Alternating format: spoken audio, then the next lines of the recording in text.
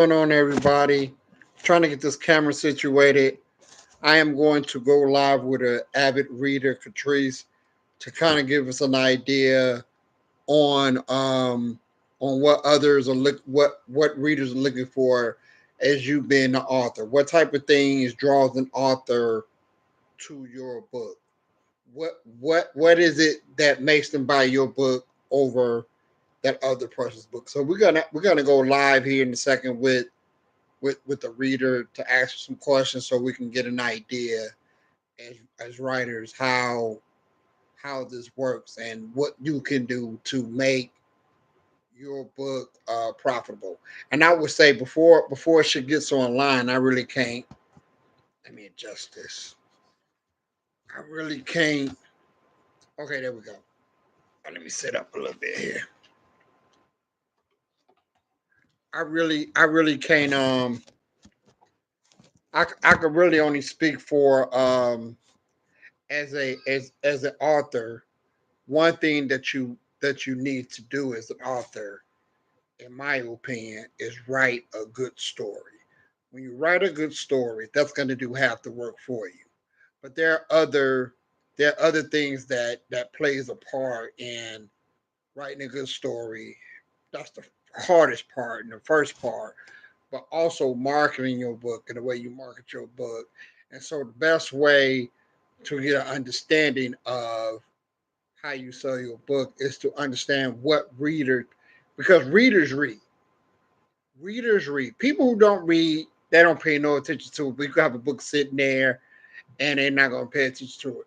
You're always going to know a reader when a reader walks in a room, because a reader will see a book and they're going to they're going to look at it. I mean, they're not just going to look past it. They're going to look and see what it is. Real readers, that's what they do, and I've studied that for the last several years. When a reader sees a book, they're going to look at it, see what the title is, or just to see what it is because they read.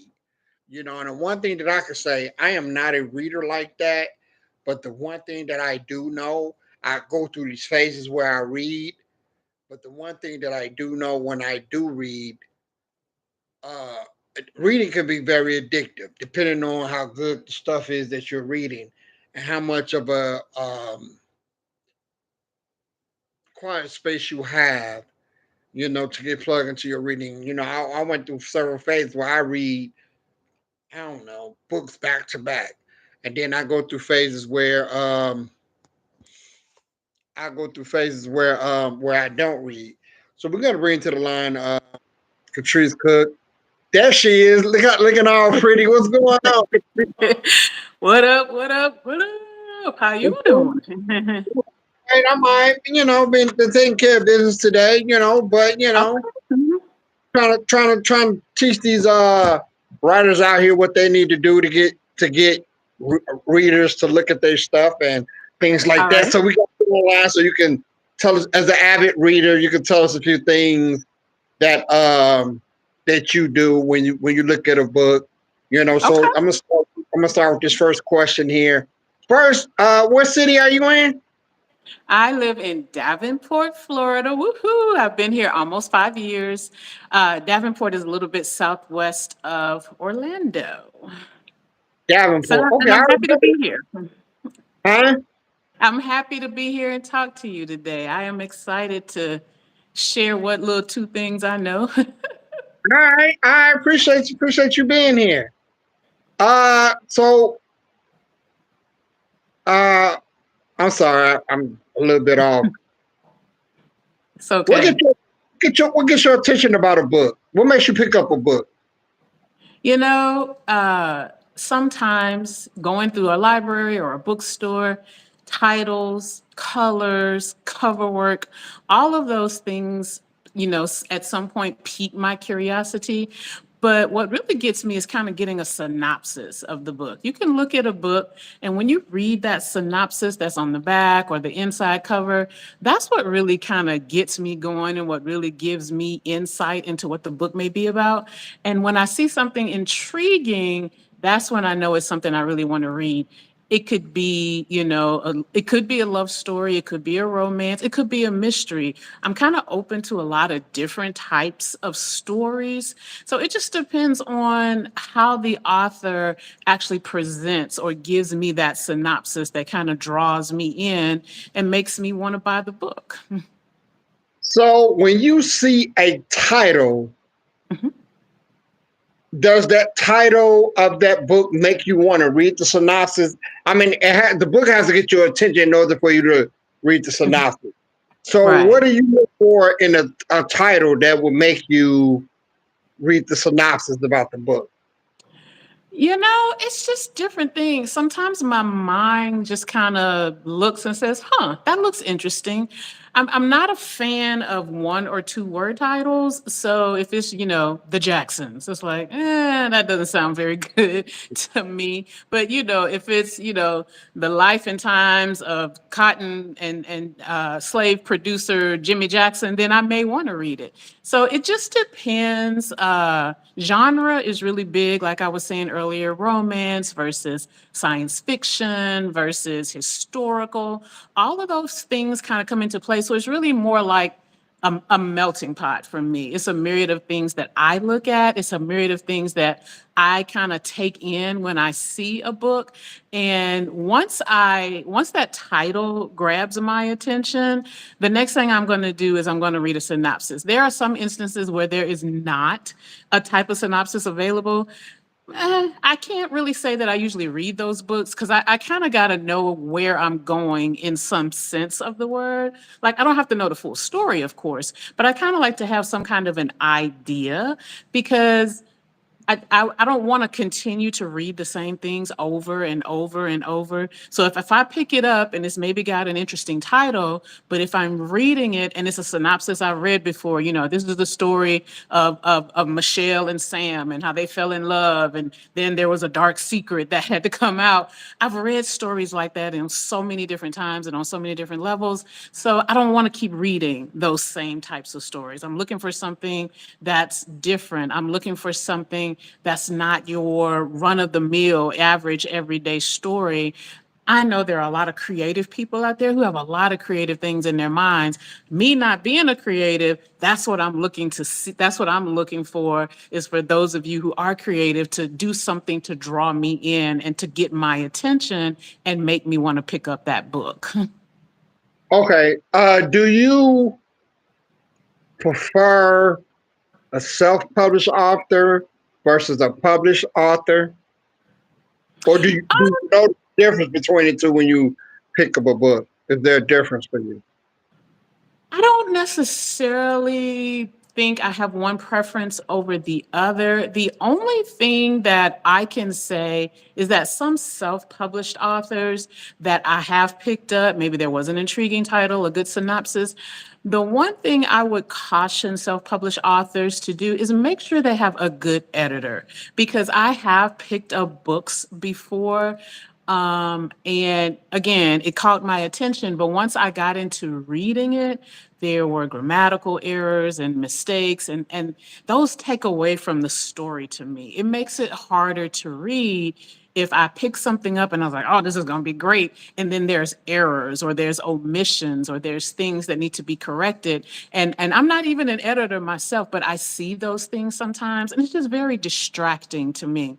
So if you're going to self publish, please make sure you've got someone who, when they edit your work, they know exactly what they're doing. They can catch all of the little mistakes. I mean, there may be one or two hither and yon that get missed, but I have read books that were full of those mistakes. So I'm open to either one, just as long as it's edited and it flows properly. You don't want someone to be attracted to your book, be attracted to your title, and then get in and start reading it. And because there are errors, they back away from it. In my instance, I probably won't even finish the book because I'm like, this is just too much. So self-published, spend the extra few dollars to get a really good editor versus, the big publishing houses, they usually take care of that stuff. You don't usually have to worry about it. Not saying that's 100% all the time, but that's just what I've seen in my experience when it comes to those who self-publish versus those who do not.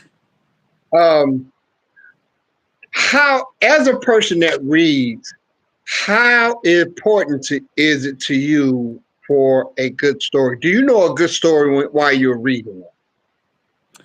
I think I do. When I read, I'm looking for something to capture my imagination. So sometimes those first few pages, when the story is just being set up, when you're still in the character development phase, that can sometimes be a little slow. But what I am looking for is after I've gotten through those pieces, that there's something that makes me want to continue to read. A good story, when you start it, you don't want to put it down at night. Like for me, I love to read at night when I'm in the bed. And if it's a really good story, that means, excuse me, that means I've stayed up 2 hours past my bedtime because I'm so caught up in what they're telling me. I love to read stories where they take the time to excuse me, where they take the time to set the scene, where they're telling me everything that's going on around me so I can get a visual of what's happening in this story. I love to read things and then be able to picture in my mind, oh, they're in this gray house on a green hilltop and the sun is shining and someone is cooking turkey sausage. I want to be able to smell the turkey sausage. So a good writer knows how to be really definitive in not only the place that the story takes place, but also the characters and what those characters are doing and how those characters are interacting with one another. If it's really rushed, that takes away from the story. So if you just, the sentence of we was in a house on a hill versus we were in a brick house sitting on the north side of, this hill, the grass was green, there was cows below, the sky was blue, just more definition, defining the place, defining the characters. What does Sarah have on in this story? You know what I'm saying? Like, who is she interacting with and what are they really talking about? Not just, hey, how are you? I'm good, how are you? Not that kind of conversation, but something that is meaningful and something that if you were on the outside looking in, you'd want to keep looking in. So, how many how many chapters or pages do you think you need to read before you realize the story isn't that good, or you toss it aside and you realize it's not a very good story? I would think probably I'm going to say 2 to 3 because again, I can understand there. It takes time it takes time to develop characters. It takes time to develop scenes. It takes time to set it all up and tell this great story. But if I've gotten in 2 to 3 chapters and nothing is really piquing my curiosity, if I read a couple of pages, Chapters. huh? 2 to 3 pages or 2 to 3 chapters? Because you said pages. Chapters? Yeah. Oh, I'm sorry. 2 to 3 chapters. I'm sorry. I misquoted. I meant to say 2 to 3 chapters. Sorry about that because I know 2 to 3 pages is definitely not enough. That's not enough for me to determine whether or not it's going to be a good story. 2 to 3 chapters, they don't have to be very long. That could easily be 20 pages, maybe even 30 pages that I've gotten into it. And if at that point, every time I read a couple of pages and I put the book down, I think it's not going to be interesting. Or if I'm not feeling like, oh my God, this is a great character, I wonder what's going to happen. I need to feel those things by this point in time. And if I can start like predicting the story, that's another thing for me. If I read and it's talking about, Jane and John did this, and in my mind, I'm thinking, please don't let them go to the store and buy a bottle of Tito's. And then I read that in the story that they go to the store and they bought that, then I'm like, it's not enough now because I, the non-creative person, already know what's going to happen in this story. And I don't want to read something knowing what's already going to happen in this story. I want to be, surprised later on. I want to read and find out that this character that I thought maybe was unredeemable does the ultimate act of redemption and does something that, completely turns me around or turns me around. I want to be surprised and I want to be thinking like, whoa, I didn't expect that, or oh, I didn't see that coming. So it's a lot of things that authors are going to have to take into consideration when they're developing these stories, when they're developing these characters, when they're picking places to tell their stories. It's a lot that has to be considered, and you really have to kind of think of yourself as painting a picture. You know, your story needs to paint a picture, and you want someone to come pick that book up and say, "Oh, this is a lovely painting. Now let me delve deeper into it and see what's going on." Okay, so again, as a reader, are there any particular type of stories that you are tired of seeing? Like, do you think writers should be more creative in the type of stories that they tell? Do you think there's enough different type of stories, or are you tired of reading the same story? Gotcha. I think there are a million stories under the sun. I really do. And as an author or for authors, I am looking for something different. There's a lot of books about love and romance, and there's nothing wrong with that. But I don't want the same love and romance story that's the typical boy meets girl, they fall in love, there's some kind of conflict, they resolve the conflict, and they live happily ever after. That's not what I am looking for. I used to read stories like that many moons ago, but now I've evolved and I've developed. And so I want to see something different. I love suspense novels and stories that make you want to keep reading, stories that you've never heard of, stuff that you haven't experienced in your daily life. I'm reading a book now called The Librarian, and it's a historical novel. And in the past, I've not been attracted to historical novels because they're usually long and drawn out. But this particular story, after reading a couple of chapters, really intrigued me only because it's different. And it's about the lady who was the librarian for the J.P. Morgan family. And it turns out she was an African American woman, but during the time that she worked for them, she lived her life as a white woman. So she's telling this story, and she kept these memoirs of what it was like to not only work for this really powerful family, but how she had to constantly be on her toes about maintaining her identity and just the different things that she has to do in order to keep going and keep her identity a secret is really, really interesting to me because I've never read anything like this before.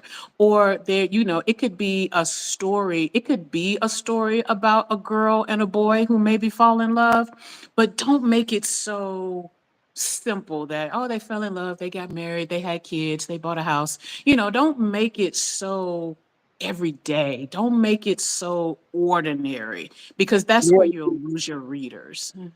you don't mind reading some similar story, but maybe from a different perspective.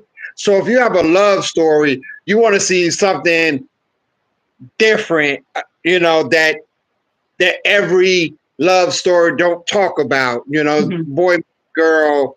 You probably want to say, hey, boy meets girl, but he fell in love with the mother or something like that. Right, Just right, something different. exactly.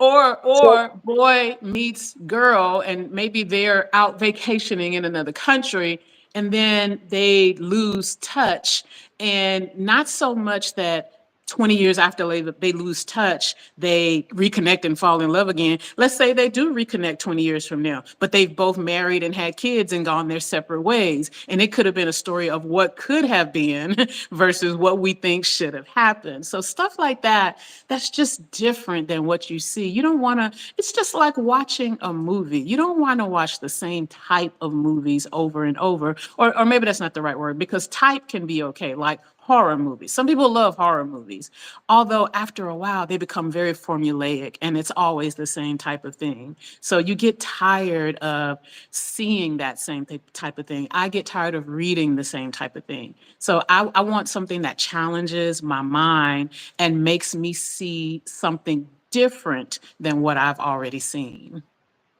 so for me being a writer, what you're saying is, and I agree with you, that finding a different concept, it could be a particular story, but a different concept.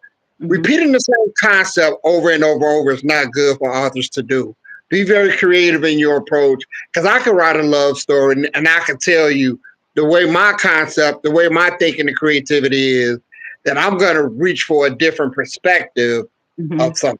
I really work hard to reach for a different type of angle because there's so many Hmm. different angles to one story. And Exactly. what I've acknowledged is that a lot of writers do go for the same angle Hmm.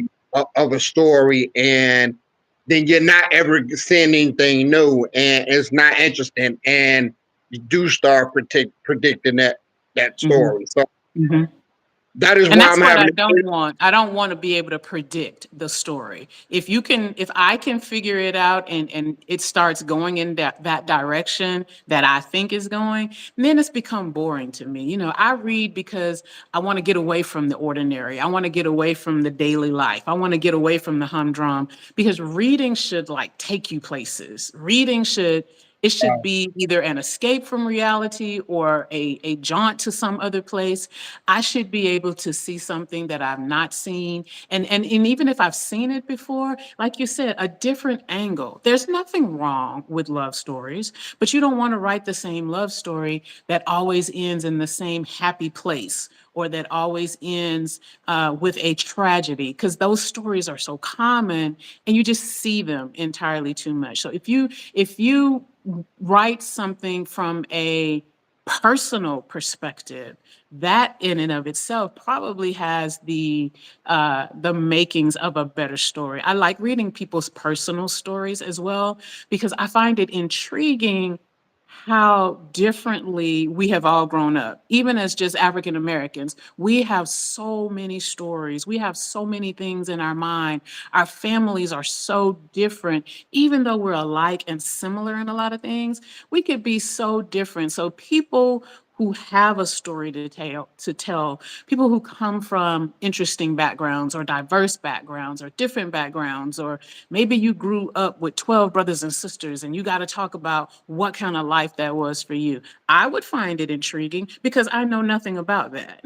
You know what I'm saying? So I'm just looking for something different, and I would challenge authors to step outside of the norm, to think about something. If you've got a character in mind, do something different with him that you even haven't seen before. Don't do something you've seen, do something different, because that way you're at least headed in a direction that's going to make people look at it and say, "Hey, I've never even heard anyone talk about A or B or C. This might be a good book. Let me go ahead on and pick this up and see what this author's talking about." Okay, this is my last question. So if you, let's say you go to a book fair Mhm. and you get a book, let's just say by Nicole Griffin. I'm just Mhm. making up an. You Okay. read her book and you love the story, you love the book. Now, how like what are the odds of you looking for her again, looking for Nicole Griffin again to find another book? Like, does it make you want to buy another story from that author if you read your first book that's really good? How important is it for an author to write a great story to build their fan base? Oh, it's hugely important because just like the opposite is true, if, like you said, Nicole Griffith wrote a book and I read it and I'm like, it was all right, I'm probably not going to look for anything else by Nicole Griffith. But there are authors that I have read multiple books by because they are good at storytelling. Look at Toni Morrison. I've read all of her books, and they're all different, and they're all intriguing, and they all tell me something that either I didn't know or I didn't fully understand. So definitely, if you've got a book and you're an independent author, an independent publisher, or you're at a book fair, like you said, the first thing that's going to attract my attention, of course, is either some type of banner or some type of something where you have invested in your own self that's going to make me want to walk over and be like, "Oh, that looks interesting. What is that pretty picture about? Or what is that pretty title about?" And then I'm going to pick up that book and I'm going to look at the synopsis, like I said, on the back or on the inside cover.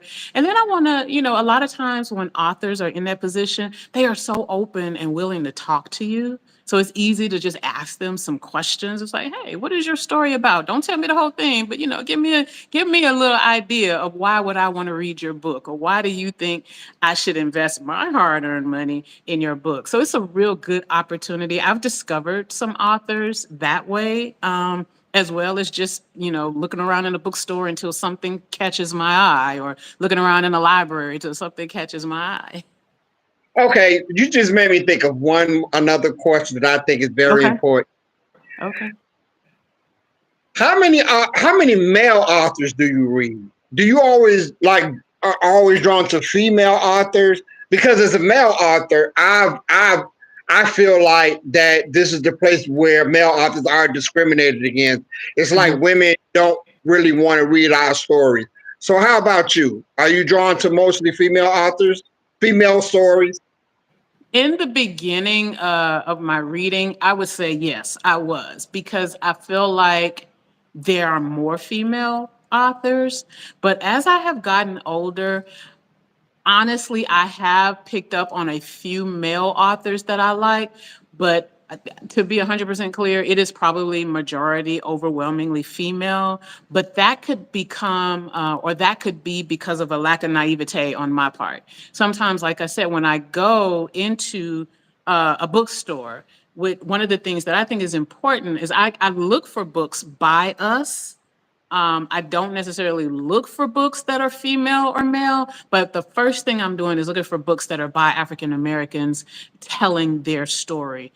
And it just so happens that a lot of times it is more female authors out there. I have read male authors, I've read good male authors, I've read some not good male authors as well. Same thing with females. So I don't necessarily think it's a point in my head for me to say, oh, this is written by a female, so I need to get this. Or, oh, this is written by a male, so I need to get this. I don't think about it, but I do think it kind of happens. You know what I'm saying? It just sometimes the way the mind works and the way we see things, sometimes I feel like female authors have titles that grab my attention a little bit more. Again, not my intention, but I will admit that it happens, because just thinking about the books that are on my shelves now, they are majority female writers.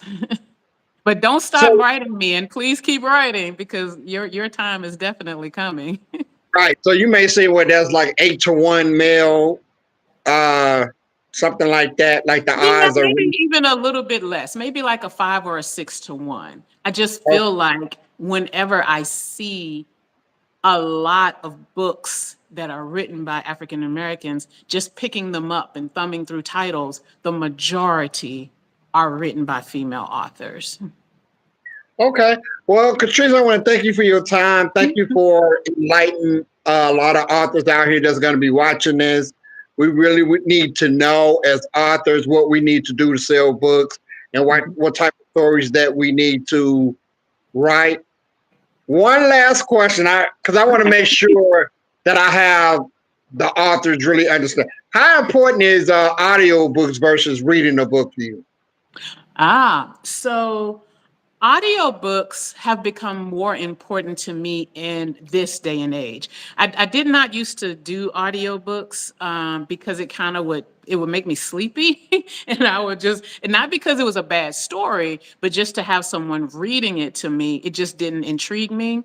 But I would say during the pandemic, that's kind of one of the things I picked up on, because I can put on an audiobook and be comfortable sitting there listening to it. I don't have to have it. It's a nice to have kind of thing. If you want to open yourself up to just a bit more of a broader audience, audiobooks is really something you want to consider, because you look at people. I work from home now, so I don't necessarily have a commute. But prior to working from home, I did have a commute, and that's when I would start listening to audiobooks, because it could be calming in the midst of a bunch of traffic. It could help you, take away from the crazy people around you who are driving.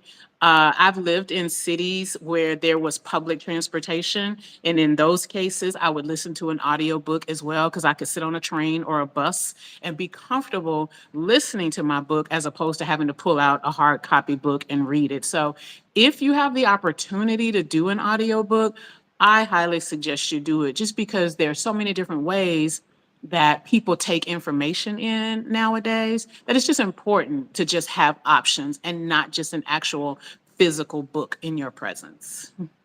Okay, well, for real, that was the last question.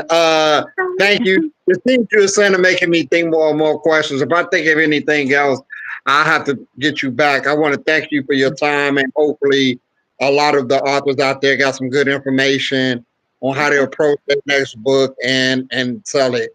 So with that, I want to say thank you and I appreciate your time.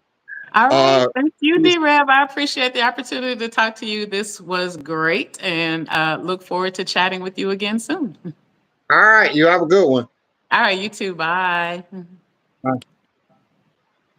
don't know how to turn this off.